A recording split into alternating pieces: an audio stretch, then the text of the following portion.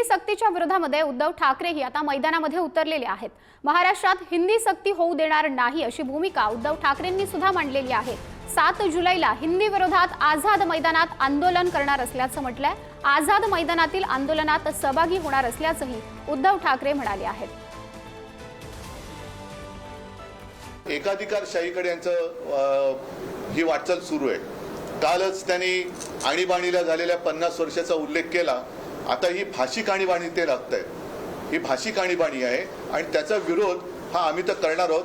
पण विशेष म्हणजे शिवसेनेतले गद्दार जे जिकडे मिंदेपणाने राहत आहेत त्यांना सुद्धा आता बाळासाहेबांचे विचार काय आहेत हे मराठीतून पुन्हा सांगण्याची वेळ आलेली आहे। आम्ही कोणती सक्ती ही स्वीकारणार नाही। आमच्यावरती अतिक्रमण असं तर झालंच, पण भाषेवरती पण हे अतिक्रमण करायला लागले। मराठी भाषेवर अतिक्रमण व्हायला लागलं। म्हणून मी मुख्यमंत्री असताना मराठी भाषा ही सक्तीची केली। म्हणजेच काय की दुकानाच्या पाट्या सुद्धा मराठीत पाहिजे, मराठी भाषा ही व्यवहारात आली पाहिजे।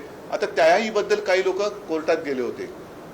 ते कोण होते, काय होते, कोणाच्या पाठीराखे होते हे आता उघड झालेलं आहे।